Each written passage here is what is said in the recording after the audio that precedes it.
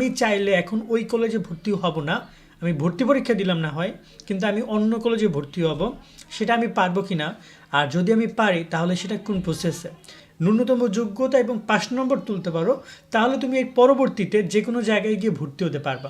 But সেই প্রসেসটা কি, তখন জাতীয় বিশ্ববিদ্যালয় তোমাকে একটা অ্যানাউন্সমেন্ট দিবে যে অমুক তারিখ পর্যন্ত তোমরা যারা মেধা তালিকায় প্রথম কলেজ পেয়েছো তারা গিয়ে ভর্তি হও। তোমরা যারা জাতীয় বিশ্ববিদ্যালয়ের অধীনে অনার্স ভর্তির জন্য আবেদন করছো, তোমাদের কাছ থেকে একটা প্রশ্ন আমরা সচরাচর খুবই পাই, বা ভবিষ্যতে তোমরা প্রশ্নটা করবা যে ভাইয়া আমি অনার্স ভর্তির ক্ষেত্রে একটা কলেজে আবেদন করেছি, তাই না? আমি আবেদন করেছি এবং একটা কলেজে আমি এক সাবজেক্ট, 2 সাবজেক্ট বা একাধিক সাবজেক্টে আবেদন করেছি, একটা কলেজের অধীনে একাধিক সাবজেক্টে। সেক্ষেত্রে আমি চাইলে এখন ওই কলেজে ভর্তি হব না, আমি ভর্তি পরীক্ষা দিলাম না হয়, কিন্তু আমি অন্য কলেজে ভর্তি হব, সেটা আমি পারবো কি না, আর যদি আমি পারি তাহলে সেটা কোন প্রসেসে। চল আজকে এই প্রসঙ্গে একটু তোমাদেরকে ডিটেলস আলোচনা করি। জাতীয় বিশ্ববিদ্যালয়ের অধীনে ভর্তির সিস্টেম বা তাদের যে সার্কুলার, তাদের যে গাইডলাইন, সেখানে আসলে এই ব্যাপারে কী বলছে। প্রথমত জাতীয় বিশ্ববিদ্যালয়ের অধীনে ভর্তি কয়েক ট্রামে হয়, মানে ধরে নাও যে এখানে ওয়েটিং লিস্ট বা এরকমের কোনো কিছু নাই। তোমরা পরীক্ষা দিবা, যদি পরীক্ষায় তুমি 5 নম্বর তুলতে পারো, আবারও বলছি, তুমি যদি পরীক্ষায় ন্যূনতম যোগ্যতা এবং 5 নম্বর তুলতে পারো, তাহলে তুমি এর পরবর্তীতে যে কোনো জায়গায় গিয়ে ভর্তি হতে পারবা। বাট সেই প্রসেসটা কি, সেই প্রসেসটা যদি আমি তোমাদেরকে বলতে চাই, তোমরা এভাবে হবে যে তোমাদের পরীক্ষা হবে, তোমরা ভর্তি পরীক্ষা অংশগ্রহণ করবা, পরীক্ষা অংশগ্রহণ করার পরে তোমাকে একটা রেজাল্ট প্রকাশ করবে যে তুমি 200 নম্বরের মধ্যে এত নম্বর পেয়েছো। যদি তুমি 35 নম্বর পাও 100 নম্বরের পরীক্ষায়, যেখানে তোমার বাংলা, ইংরেজি, সাধারণ জ্ঞান এবং তোমার গ্রুপ সাবজেক্টের পরীক্ষা হবে, ওইখানে যদি তুমি 35 না পাও, দেন তুমি জাতীয় বিশ্ববিদ্যালয়ের, মানে তুমি বর্তমান যে কলেজে অ্যাপ্লাই করেছো সেখানে তো নাই, এমনকি আর কোথাও জাতীয় বিশ্ববিদ্যালয়ের অধীনে অনার্সে কোথাও ভর্তি হতে পারবে না। হ্যাঁ, তুমি পরবর্তীতে আরও অনেক কোর্স আছে সেখানে ভর্তি হতে পারো, বাট অনার্স কোর্স, স্নাতক সম্মান কোর্সে তুমি আর অ্যাভেলেবেল না, ইউর ফায়ার। তো ব্যাপারটা আশা করি বুঝতে পারছো যে 35 পাইতে হবে, এটা হচ্ছে পাস মার্ক।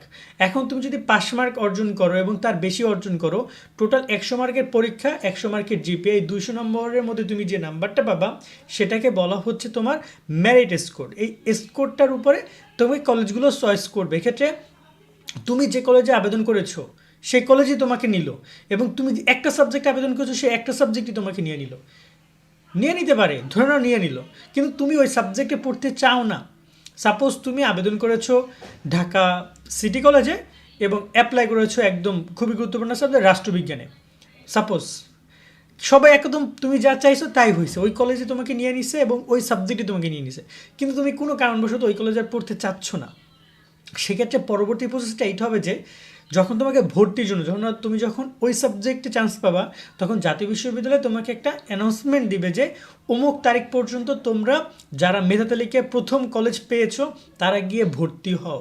দেন তুমি ভর্তি হতে যাবা। তুমি যদি ভর্তি হতে যাও, তুমি যদি হয়ে যাও, তাহলে তো তুমি আর পরবর্তীতে কোথাও যেতে পারছো না, কিন্তু তোমাকে ওই পয়েন্টে গিয়ে ভর্তি হওয়া যাবে না। সো তুমি আর ভর্তি হবে না যদি তুমি অন্য কলেজে যেতে চাও।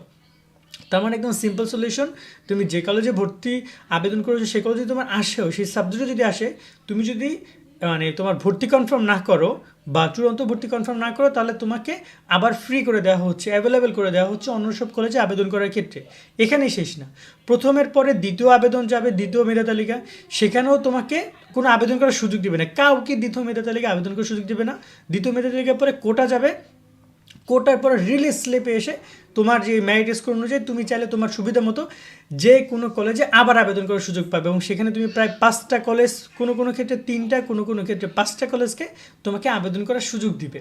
তার মানে তুমি রিলিজ স্লিপে গিয়ে আবার একাধিক কলেজে একাধিক সাবজেক্টে অ্যাপ্লাই করতে পারবা। সো এই জায়গায় আমি বলবো যে তোমরা টেনশন করো না যে তুমি একটা কলেজে আবেদন করেছো, এখন আবেদন পরিবর্তন করতে পারছি না, বা আমার ওই সাবজেক্টটা কোনো কারণে পছন্দ হচ্ছে না। সেখানে তুমি এই জিনিসগুলো করতে পারবা এবং এই জিনিসগুলো তোমাদের সাথে হবে। সো তোমরা যারা আবেদন নিয়ে চিন্তিত তাদেরকে বলবো, এই বিষয় নিয়ে চিন্তা করার কোনো কিছু নেই। তোমরা তোমাদের সুবিধা মতো পড়াশোনা করো, রেজাল্ট অনেক ভালো করো, 200 পরীক্ষা যে হবে 100, আর তোমার এসএসসি রেজাল্ট ওইখানে ভালোটা স্কোর নিয়ে আসো। তুমি যদি তোমার পছন্দের কলেজ ইচ্ছা এখন আবেদন করতে পেরেছো কিন্তু হয়নি পছন্দ, নেক্সট তুমি সেটা পরিবর্তন করতে পারবা। আজকের মতো আমরা এখানে বিদায় নিচ্ছি। সকলে অনেক অনেক ভালো থাকবা। আল্লাহ হাফেজ।